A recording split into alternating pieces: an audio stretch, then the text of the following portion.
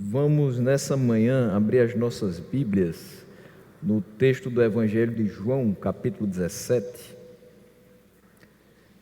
Evangelho de João, capítulo 17.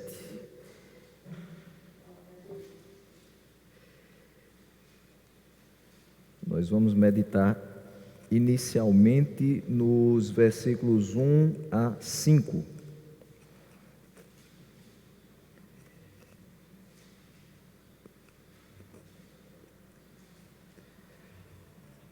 João 17, do 1 ao 5. Podemos fazer a leitura?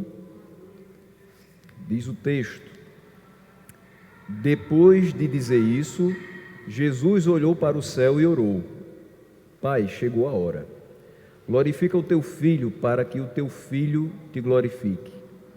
Pois lhe deste autoridade sobre toda a humanidade, para que conceda a vida eterna a todos os que lhe deste. Esta é a vida eterna, que te conheçam, o único Deus verdadeiro, e a Jesus Cristo a quem enviaste. Eu te glorifiquei na terra, completando a obra que me deste para fazer. E agora, Pai, glorifica-me junto a ti com a glória que eu tinha contigo antes que o mundo existisse.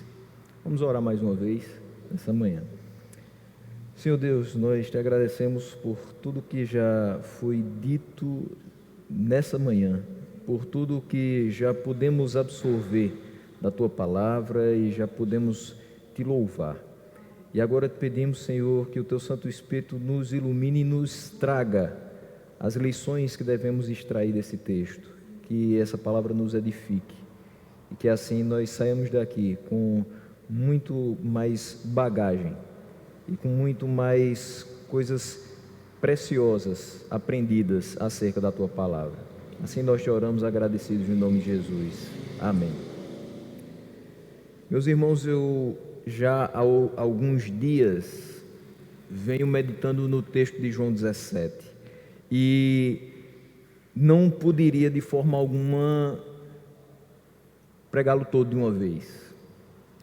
Seria correr demais para falar acerca de 26 versículos que são extremamente ricos.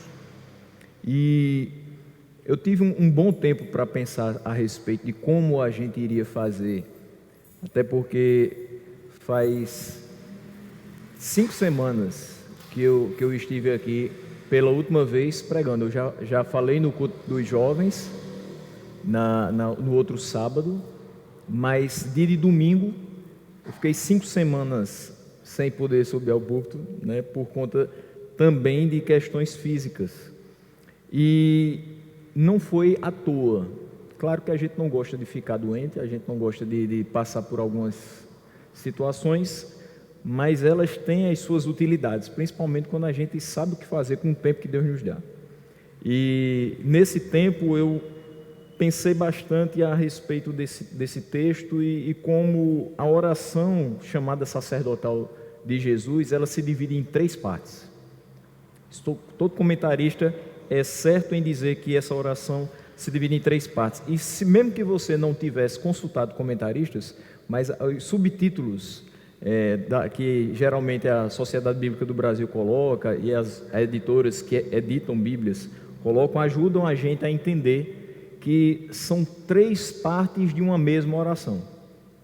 Como a gente aqui acabou de orar, por exemplo, por autoridades, enfermos e pela igreja. São 3 partes de uma mesma oração. Mas cada parte dessa leva consigo a nossa intenção. Qual foi a nossa intenção ao orar por autoridades? É específica. A nossa intenção ao orar pelos enfermos também é específica. E quando a gente fala a respeito da própria igreja, também vai ter suas intenções específicas. Então, quando aqui Jesus ora de três formas diferentes dentro do mesmo discurso, nós também vamos ver 3 intenções específicas para cada parte dessa. Então, nas próximas 3 oportunidades, contando com essa que eu tiver de pregação, a gente vai meditar em João 17. Hoje, do versículo 1 ao 5. Por quê? Porque essa é a primeira parte da oração em que Jesus ora por si mesmo e por sua missão. E como geralmente a gente pensa, eu acho correto essa forma de pensar, não existe coincidência. Existe uma providência divina por trás de todas as coisas que nos acontecem. E semana passada eu estava escalado para pregar, mas aconteceu o evento triste para nós da partida do pastor José Afonso. Então nós estivemos lá no domingo passado na Igreja Batista da Liberdade, quando do culto fúnebre, e a pregação ficou para o domingo seguinte, que é um domingo de missões. E aí Jesus Cristo, nesse texto, ora não só por si, mas pela sua missão. Então a gente hoje vai meditar um pouco acerca de qual foi a missão de Cristo. E por que ele ora a respeito de si mesmo e da sua missão. E o que a gente pode retirar de precioso para a gente nessa manhã? Numa próxima oportunidade, dos versículos 6 a 19, a gente vê a segunda parte em que Jesus ora pelos discípulos. E é interessante que essa já tem um pouco a ver conosco, no sentido de que quem são os discípulos de Cristo? Hoje a gente escuta muito aquela expressão, eu já falei isso algumas vezes, mas eu não tenho medo de me tornar repetitivo em algumas questões, que é necessário a gente ser relembrado de algumas coisas diversas vezes. Eu escuto muitas pessoas falando assim: bom, chegou sexta-feira, vamos descansar porque também sou filho de Deus. E existem algumas pessoas de redes sociais que sempre se dirigem aos seus seguidores como filhos de Deus. E é interessante perceber que nem todo mundo é filho de Deus. E essa é uma grande realidade. Nem todo mundo passou da fase da criatura para de filhos. E o texto é muito claro quando diz: a todos quantos o receberam, foi-lhes dado o poder de serem feitos filhos de Deus. E os que não receberam não se tornaram filhos de Deus.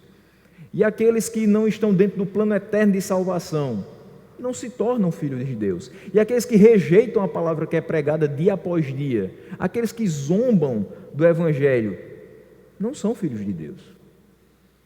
É duro para algumas pessoas, mas é a realidade. É a verdade que apenas aqueles que se dobram diante do senhorio de Cristo é que de fato são feitos filhos de Deus. E ele vai orar pelos seus discípulos, separando-os do restante das pessoas terrenas como aqueles que o Pai lhe deu.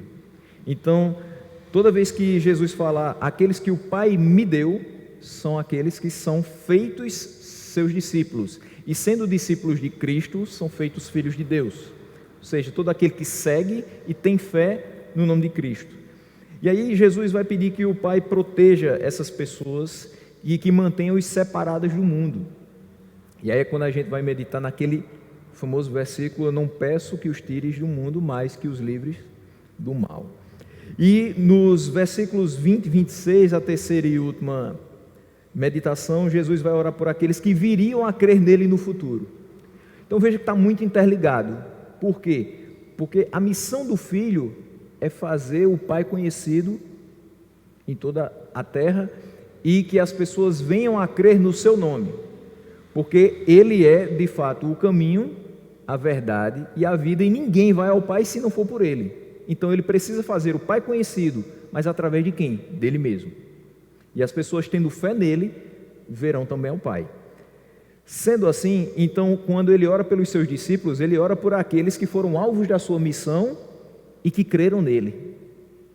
Mas existem ainda aqueles que, depois da sua partida, que é esse momento aqui que ele vai falar, a sua iminente partida, depois dela, os seus discípulos continuarão pregando a mesma palavra, continuarão fazendo Deus Pai conhecido através da palavra que Cristo pregou e viveu na terra. É isso que a gente continua fazendo, pregando acerca de tudo aquilo que a Bíblia nos mostra.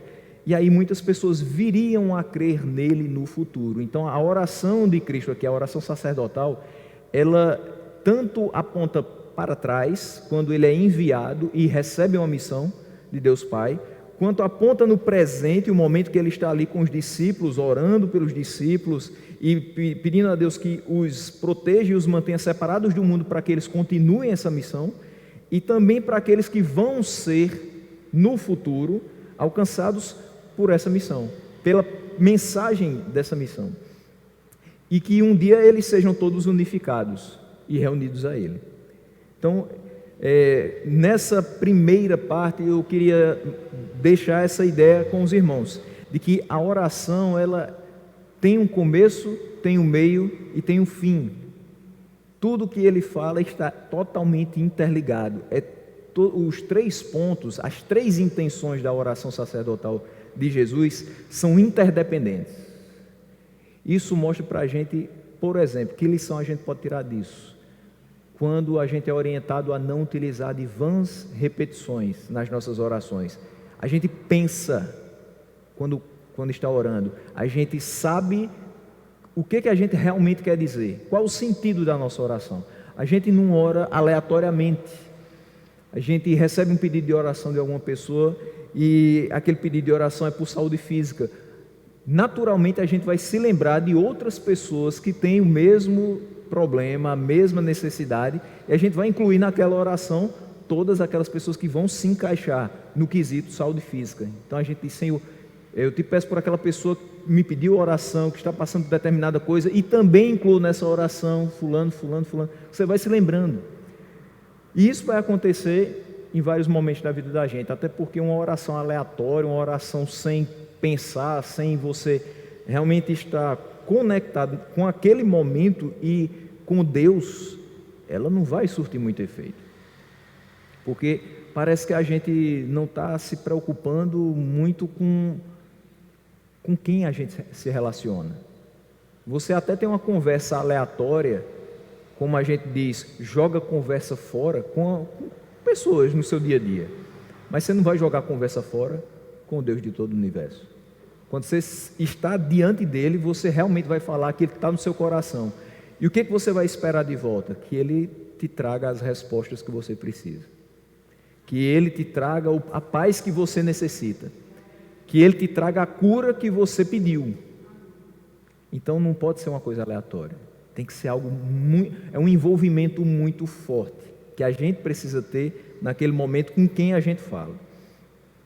E nessa passagem de João 17, a gente tem um contexto anterior que explica por que ele começa dizendo depois de dizer isso. O texto já começa dizendo depois de dizer isso. Isso o quê? É interessante que 5 semanas atrás, no culto de missões de agosto, eu falei sobre João 16, sobre o Espírito Santo. E na terça-feira anterior àquela minha pregação, o pastor Renê tinha pregado em João 16, 33, que é justamente as palavras que João agora vai dizer, depois de dizer isso. O versículo anterior a João 17, 1 é exatamente João 16, 33. Então vou voltar um mês e uma semana atrás, para que a gente tenha o contexto dessa oração. E Jesus está certo de que vai partir, e ele está certo de que a hora é muito próxima.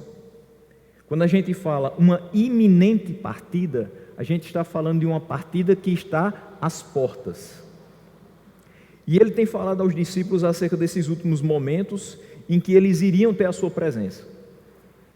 É muito difícil para alguém que está, por exemplo, há 20 anos convivendo com outra pessoa, saber, eu vou partir. Vocês provavelmente daqui a pouco tempo não vão me ver mais, mas depois de um certo tempo vocês vão voltar a me ver. Aí você fica naquela, e por quanto tempo eu vou ficar sem lhe ver? E se esse tempo se estica, você vai começando a ter aquele sentimento natural de saudade, porque você estava acostumado a ter aquela presença. Imagine agora os discípulos que estavam com ele há 3 anos, mas 3 anos que valeram por muito mais do que isso. Não só pela caminhada com ele, vendo o que viram, mas pelo que eles ouviram, pelo que eles aprenderam de Cristo. Então é óbvio que a tristeza ia tomar conta do coração deles.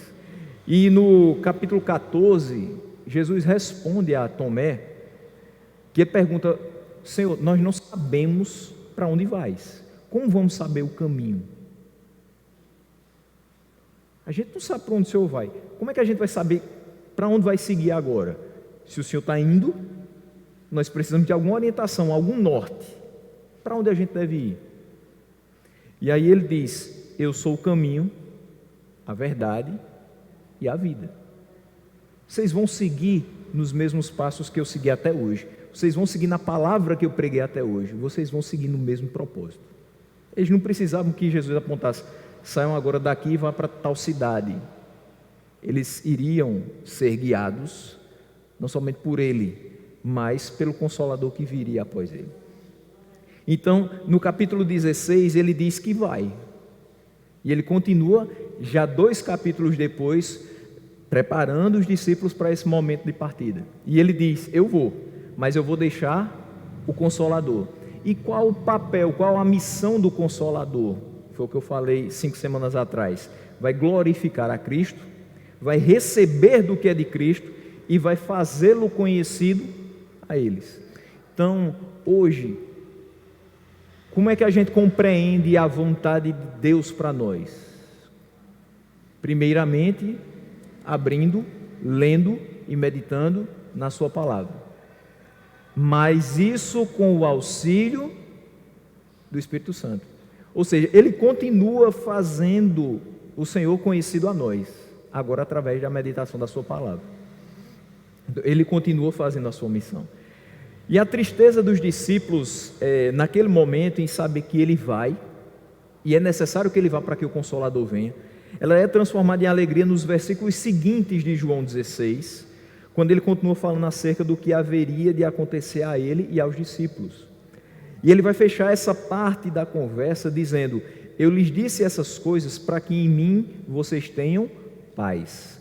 Ele não falou tudo aquilo de João 16 simplesmente para que eles se assustassem e começassem a se organizar para o prosseguimento da missão, para que eles percebessem: temos pouco tempo, precisamos fazer alguma coisa, temos que traçar um plano porque tem muita coisa para fazer e não sabemos qual é o caminho. Não, ele falou tudo aquilo para que eles tivessem paz.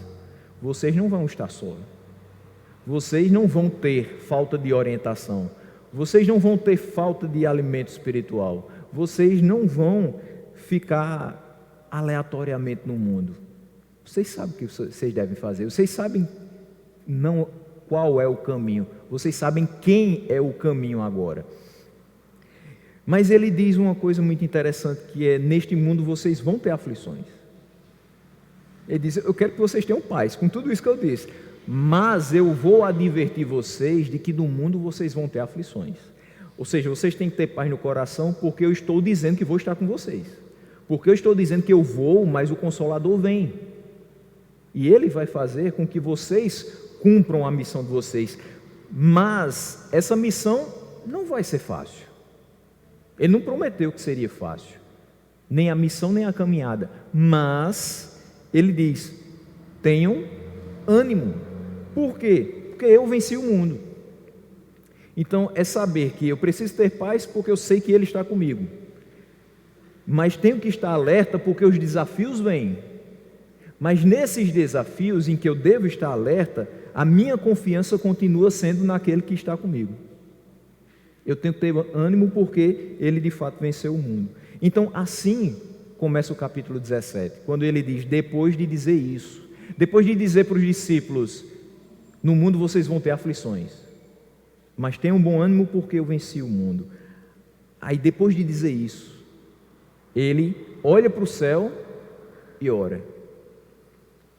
Tem alguma posição, alguma postura obrigatória para que a gente ore? Não. A sua oração em pé é recebida da mesma forma que a sua oração sentado, de joelhos. Mas é óbvio que essa colocação tem um sentido. Por que, pelo menos na minha tradução, ele diz: olhou para o céu e orou? Porque apesar de sabermos que ele e o Pai são um, mas é no sentido de dizer: eu estou submisso àquele que me enviou. Eu estou olhando aqui para o céu e estou me dirigindo àquele que me comissionou. Eu não vou fazer a minha vontade, mas eu vou fazer a vontade dele. A minha partida está próxima. Eu sei que eu vou ter que enfrentar a crucificação, mas eu vou fazer isso porque faz parte da missão. Então ele olha para o céu, e é uma forma também reverente, e ele começa a orar. Então, depois de afirmar que os discípulos passariam por aflições nesse mundo, após a sua partida, mas não deviam perder o ânimo porque ele venceu o mundo, ele olha para os céus e diz: Pai, chegou a hora. E Jesus era consciente do momento da sua partida, mas ele com tranquilidade foi advertindo, foi anunciando os discípulos sobre o que seguiria nos dias vindouros. Eu acho que é muito difícil. Claro que aqui a gente já tem a certeza, o contexto de que eles sabiam que viria depois e que eles teriam toda a assistência. Mas humanamente falando, você saber que os dias estão contados e estão se acabando de vida de uma pessoa que você ama, é muito complicado. Você saber, bom, é chegada a hora, vai haver uma separação. Por mais que você saiba que dali para frente vai haver uma assistência, mas é inegável que para alguns daqueles discípulos pudesse passar na cabeça: eu vou meio que me sentir órfão daquele que me chamou. Você olha para, por exemplo, o caso de Mateus, também chamado de Levi. Jesus passou, ele estava na coletoria. Ele não era bem quisto pela sociedade, mas Jesus chamou ele: vem e segue-me. Ele deixou tudo que estava na coletoria e seguiu Jesus. Então ele fica: Jesus me chamou, mesmo sabendo quem eu era, mesmo sabendo o que as pessoas achavam de mim, mesmo sabendo que minha posição ali não era bem vista, porque talvez eu me beneficiasse ilicitamente de algumas pessoas, mas ele me chamou, ele me transformou, ele me deu oportunidades, e agora eu não vou ter mais a presença dele. Mas ele ia advertindo com uma tranquilidade para que eles pudessem de fato ter paz após a sua partida. E ele se dirige ao Pai que lhe enviou à terra e reconhece que é a hora de se entregar para completar a missão dada em amor aos eleitos era chegada. E que missão é essa? Que missão é essa que foi dada para que Jesus completasse em amor aos eleitos de Deus? É o que está lá em João 3,16. Porque Deus amou o mundo de tal maneira que deu o seu Filho unigênito para que todo aquele que nele crê não pereça, mas tenha a vida eterna. Então, era necessário que ele se entregasse, porque Deus o deu. Mas o deu a todo aquele que nele crê. Esse é um ponto que vai ficar muito claro depois no versículo 2. É entender que ele sabia que iria, mas ele não iria por qualquer tipo de pessoa. Ele não estava se entregando por qualquer tipo de pessoa. Ele estava se entregando pelos que o Senhor, Deus, já havia escolhido antes da fundação do mundo e te entrega a ele. E João fala muito sobre isso em todos os capítulos anteriores a esse. Então essa missão vai ser retomada no decorrer da oração. E mais ainda, tratando sobre o versículo 1, ele vai dizer assim: glorifica o teu filho para que o teu filho te glorifique. Então essa sequência do versículo 1 nos traz o seguinte: na concretização da missão dada através da morte e da ressurreição, Jesus pede para que o Pai o glorifique. Por que Jesus pede: glorifica o teu filho para que o teu filho te glorifique? Uma vez que o Pai glorifica o Filho, essa ação necessariamente, consequentemente, traz glória ao próprio Pai. O que é que eu estou querendo dizer com isso? Que a glória de qualquer uma das pessoas da Trindade transborda para as outras duas. Se a glória sendo dirigida ao Espírito Santo, então Cristo e Deus são glorificados. Se eu dou a glória a Deus, o Filho e o Espírito são glorificados. Obviamente, se o Pai glorifica o Filho, nessa atitude, o Filho também glorifica o Pai. Não tem como, porque os três, nós cantamos isso muitas e muitas vezes, são apenas um. Não somos politeístas, já compreendemos isso. Então, se eu tenho a glória de um, eu tenho a glória de todos. A obra perfeita do Filho na sua encarnação glorifica a Trindade. E nós já entendemos aqui em outras passagens, em várias pregações de outras pessoas também, que a obra de salvação é trinitária. Não tem como. Por isso que nós devemos rejeitar aqueles que pregam dizendo que a Trindade não existe. Esse é um ponto fundamental, básico do cristianismo, da doutrina cristã. Então, o Filho é glorificado na crucificação, na ressurreição e na entronização à destra de Deus. O objetivo mais alto do Pai e do Filho e também do Espírito, como foi relatado em João 16,14, é manifestar a glória um do outro. Qual a missão do Espírito? Falei agora há pouco, glorificar a Cristo. Então, eles estão sempre buscando promover a glória um do outro, manifestar a glória um do outro. E porque a partir de Jesus, a sua morte e a sua ressurreição traria glória ao Pai, porque era justamente isso que concederia vida eterna a todos aqueles que foram dados pelo Pai ao Filho, cumprindo a vontade de quem o enviou. Olha o que diz João 6, 37 a 39. Todo o que o Pai me der, virá a mim, e quem vier a mim, eu jamais rejeitarei, pois eu desci do céu não para fazer a minha vontade, mas para fazer a vontade daquele que me enviou. E esta é a vontade daquele que me enviou, que eu não perca nenhum dos que ele me deu, mas os ressuscite do último dia. Então, a morte e a ressurreição de Jesus glorifica ao Pai, no sentido de que ela completa a missão que foi dada a ele. Então, por isso que ele diz, é chegada a hora, glorifica a teu Filho, e o Filho glorificará ao Pai. Mas o versículo 2 diz, pois lhe deste autoridade sobre toda a humanidade para que conceda a vida eterna a todos os que lhe deste.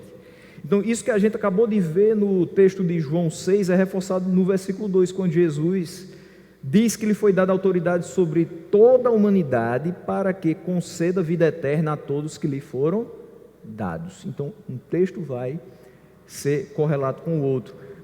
Mas se você, por algum motivo, ainda não entendeu, porque nós não cremos no universalismo, essa é uma boa oportunidade para você tentar entender. Eu vou lhe dar mais um texto como base para a nossa refutação. Por que nem todos são salvos? É uma pergunta que algumas pessoas ainda se fazem. Se Deus é tão poderoso, se o sangue de Cristo cobre multidão de pecados, por que nem todos são salvos? É uma pergunta que você pode fazer. A autoridade dada a Cristo não foi sobre toda a humanidade, foi o que a gente acabou de ler no versículo 2. Pois lhe deste autoridade sobre toda a humanidade. Isso parece que faz bagunça na cabeça de alguém. Espera aí, foi dada autoridade sobre toda a humanidade, mas nem todo mundo vai ser salvo. Está parecendo contraditório, mas não é. Porque, sim, a autoridade foi conferida para que ele concedesse vida eterna, mas não a toda a humanidade. Continua o versículo, ele diz, para que conceda vida eterna a todos os que lhe deste. Esse é o ponto. Então, a autoridade foi dada sobre toda a humanidade. O que quer dizer isso? Quer dizer que ele governa até mesmo aqueles que não se dobraram diante dele, aqueles que não creem no seu nome. E as benesses, os benefícios, as bênçãos que são direcionadas às pessoas que não se colocaram diante de Deus para que ele assim conduzisse as suas vidas, é chamado de graça comum. Então a chuva cai na minha terra e cai na terra do ímpio. Tem feira na minha casa e tem feira na casa do ímpio. Eu tenho o meu trabalho, o ímpio tem o trabalho dele, para que tenha o seu sustento. A cura é direcionada à minha vida quando eu oro, e é direcionada à vida do ímpio quando eu oro também, porque ele me pede oração. Não é assim que acontece? As pessoas não creem no nome de Deus, mas quando o parafuso aperta, aí elas dizem, você pode fazer uma oração por mim? Que eu sei assim com Deus? E a gente faz porque a gente é assim com Deus mesmo. E a gente se sente muito prazeroso em poder dizer: eu fui alcançado por Deus, e eu tenho livre acesso a Ele, e eu posso pedir a Ele para abençoar a vida até daquele que diz que Ele não existe. E quem sabe, eu não tenho o domínio dos desígnios de Deus, eu não sei, eu não conheço a mente de Deus, eu não posso descrever e colocar Deus numa caixinha e dizer assim: o plano de Deus é esse, Ele só pode agir assim, Ele só vai salvar determinada pessoa. Pode ser que a partir de momentos como esse, de crise na vida do ímpio, que ele vem pedir oração àquele que já foi salvo, ele se chegue a Deus, dizendo: ele orou e Deus fez, então ele existe mesmo. Nesse momento, algumas pessoas podem dizer: teve um estalo na vida do ímpio. Eu diria: não, foi o Espírito Santo que o atraiu, através do seu testemunho e da pregação do Evangelho. Então o texto que nós estamos vendo vai corroborar com João 6,39, porque ele diz: a vontade daquele que me enviou é que eu não perca nenhum dos que ele me deu. Então você vê que ele tem autoridade sobre a humanidade para conceder vida eterna para aqueles que foram dados pelo Pai. Desses ele não vai perder nenhum, isso é certo. Então, para que você compreenda mais uma vez, eu acho que todo mundo aqui crê dessa maneira, mas de qualquer forma a gente reforça, e para quem está assistindo também, nós não temos todas as pessoas da humanidade sendo salvas, porque dentro do plano eterno de Deus existem aqueles que foram escolhidos antes da fundação do mundo para servirem a Ele como seu povo. São aqueles que vão ouvir a mensagem do Evangelho e vão, obviamente, impelidos pelo Espírito Santo, se arrepender dos seus pecados.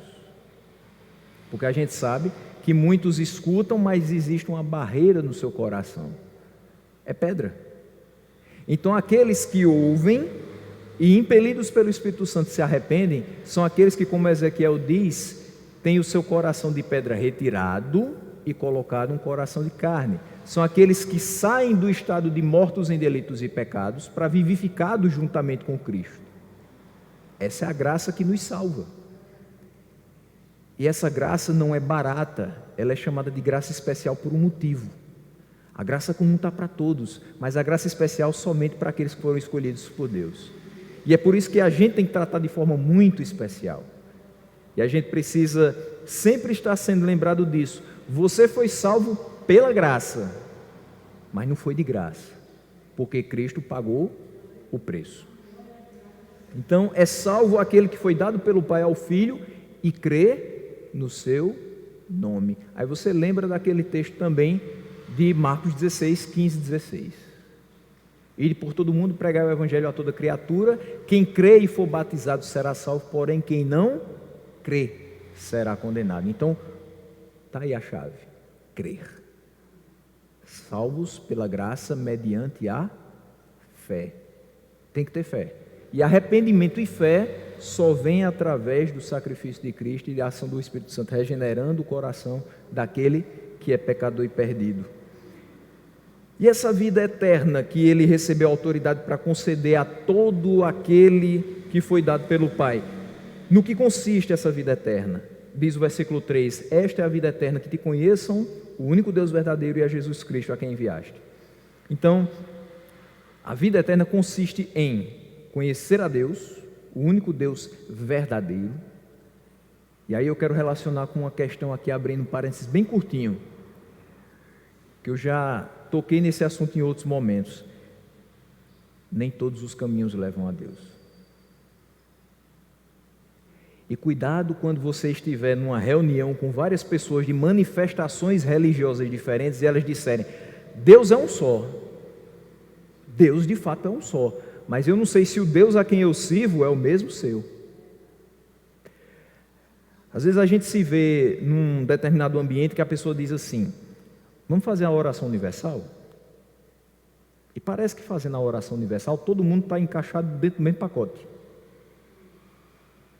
crente, o católico, o espírita, o ateu, né, aquele que serve a religiões de matriz africana, enfim. Parece que está todo mundo junto, e todo mundo no mesmo espírito, mas não dá para estar no mesmo espírito, porque o espírito que habita em mim é aquele que veio depois da partida de Cristo. E esse espírito testifica dentro de mim que o único Deus verdadeiro é o Deus das Escrituras, não é o Deus do livro de Mórmon, não é o Deus do Evangelho segundo Allan Kardec, não é o Deus dos santos dos últimos dias, não é o Deus dos livros que orientam determinadas outras religiões, é o Deus da Bíblia Sagrada.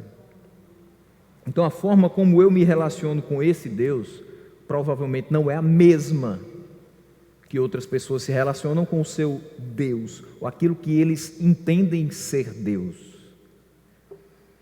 Porque tem pessoas que olham para Deus como uma representação humana. Então, alguém muito importante para ela é seu Deus. Outros para uma representação física, uma estátua, um local, uma coisa sagrada, até animais. E a gente sabe que não é bem assim. Deus é um só, de fato. Mas só existe um caminho para esse único Deus. E esse caminho é Cristo. Então, a vida eterna, só tem a vida eterna aquele que conhece a Deus. E como conhece a Deus? Conhecendo a Cristo, que é o caminho para Deus. Então, quem se chega ao Pai por meio da fé, com base nos méritos alcançados pelo sacrifício de Cristo, é alvo da salvação e tem a vida eterna. É isso que o versículo 3 nos mostra. E aí vem o versículo 4, que diz: eu te glorifiquei na terra, completando a obra que me deste para fazer. Isso a gente já tocou, mas a gente vai mais uma vez reforçar. Cristo veio com propósito. Ele recebeu uma missão e ele veio com esse propósito. Qual o propósito? Qual a missão? Fazer o Pai ser conhecido através da sua vida e da mensagem de boas novas que ele anunciava. E isso tinha também uma finalidade. Esse propósito trazia consigo a finalidade de que todo aquele que nele cresce tivesse a vida eterna. Então ele traz uma mensagem para que as pessoas conheçam o Pai através dele. E por que as pessoas deveriam conhecer o Pai através dele? Porque era dessa forma que as pessoas poderiam crer para a vida eterna. Então, por fazer o que lhe foi entregue como missão pelo Pai, Cristo o glorificou. A gente volta para o versículo 1, quando ele diz: glorifica o teu filho, para que o teu filho te glorifique. Por que razão Cristo tem como dizer isso no versículo 1? Pelo que ele disse no versículo 4, ele completou a missão que lhe foi dada, ele completou a obra que Deus Pai o deu para fazer. Então por isso que ele diz: eu te glorifiquei na terra, fazendo a obra que o Senhor me deu para fazer. E aí ele vai reforçar no versículo 5 dizendo: e agora, Pai, glorifica-me junto a ti. Veja que está totalmente interligado, ele não está sendo repetitivo, ele está só reforçando. O que ele diz no versículo 1 tem total base no versículo 4 e 5. E é interessante perceber que essa declaração, eu te glorifiquei na terra, completando a obra que me deste para fazer, é uma antecipação do brado de vitória na cruz. O que ele vai dizer em João 19, versículo 30? Está consumado. Então ele só pode dizer está consumado porque ele completou a obra. Ele só pode dizer está consumado porque ele fez tudo o que deveria fazer por ordem do Pai. Ele só pode dizer está consumado porque de fato ele levou a cabo a palavra que ele disse: eu vim não para fazer a minha vontade, mas a vontade daquele que me enviou. Ele pode dizer está consumado porque ele fez tudo isso e sem nenhum pecado. Ele continuou íntegro em todas as questões. Então ele tem autoridade que lhe foi dada sobre toda a humanidade para dizer agora, está consumado. Então tudo na vida de Jesus visava a glória de Deus. Então ele disse, eu te glorifiquei. Agora, Pai, versículo 5, glorifica-me junto a ti com a glória que eu tinha contigo antes que o mundo existisse. Agora talvez surjam algumas dúvidas. Cristo está pedindo que Deus Pai o glorifique com a glória que ele tinha antes que ele viesse à terra. Então quer dizer que ele já tinha glória antes de vir. Quer dizer que aquilo que ele agora pede ao Pai, depois de completar, depois de consumar a obra que ele lhe deu para fazer, já era uma realidade para ele bem antes de ele encarnar. E de fato é assim. Nós sabemos que para cumprir a missão e glorificar Deus Pai, Cristo se esvaziou da sua glória. Texto de Filipenses 2, versículos 7 e 8. Então, nesse esvaziamento, ele se tornou servo. E ele se tornando servo, semelhante aos homens, sentiu a dor que nós sentimos, teve fome como nós temos, teve sede como nós temos. Ele sentiu-se só, como nós às vezes nos sentimos. Ele se decepcionou com algumas coisas. Ele se irou, muitas vezes, mas em nenhum momento ele pecou. Ele tornou-se semelhante aos homens porque era necessário que alguém em forma humana se sacrificasse e fosse o objeto da expiação para aqueles que o Pai lhe deu. Então, nessa forma humana, ele se humilhou. E ele foi obediente até a morte, e morte de cruz. Então, para cumprir a missão, houve o estado de humilhação. Mas após o estado de humilhação, vem o estado de exaltação. Por isso que agora ele diz, glorifica-me com a glória que eu tinha contigo antes que o mundo existisse. Ele se esvazia dessa glória que ele tinha antes que o mundo existisse para poder vir aqui e cumprir a missão. Mas após cumprir a missão, ele morre e ressuscita e vai assentar à destra de Deus Pai. Então, nesse momento, ele volta a ter a glória que tinha antes que o mundo existisse. Então, Jesus, no final da primeira parte da sua oração, pede que o Pai o devolva à sua posição anterior de glória, com ele, e que ele transforme a sua humilhação em glorificação. E assim ocorre quando Cristo ressuscita e é exaltado à destra de Deus, como vai relatar a sequência do texto de Filipenses. Eu li agora o 7 e o 8, mas do 9 ao 11 a gente percebe isso acontecer, quando Paulo diz, por isso Deus o exaltou à mais alta posição e lhe deu o nome que está acima de todo nome, para que ao nome de Jesus se dobre todo o joelho, no céu, na terra e debaixo da terra, e toda língua confesse que Jesus Cristo é o Senhor. Com que finalidade? Para a glória de Deus Pai. Então, ele vem esvaziado de sua glória, completa a missão que o Pai lhe dá, humilhando-se em forma de servo, mas ao completar e voltar para o Pai, ele é exaltado à mais alta posição, e agora todo aquele que no seu nome crê, e se chegar ao Pai, de fato tem a vida eterna. E isso glorifica o Pai. Então, ao glorificar o Filho, o Pai recebe também a glória. Nisso a gente percebe que glorifica-me junto a ti. A glória não é de Cristo sozinha. Quando ele diz glorifica a mim, glorifica-me, ele não está dizendo só a mim, é junto a ti. A glória de uma pessoa, voltando lá no comecinho do sermão, a glória de uma pessoa transborda para as demais.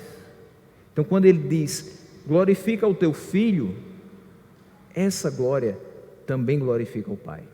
Por isso glorifica-me junto a ti. E no final a gente percebe que todo o trabalho que foi feito, toda a anunciação, toda a humilhação e todo o sacrifício, tudo que foi feito por Cristo e tudo que é feito em nome dele, deve exclusiva e necessariamente ser feito para a glória de Deus Pai. Não nos resta fazer outra coisa, a não ser continuar anunciando essas verdades para a glória de Deus Pai. Amém?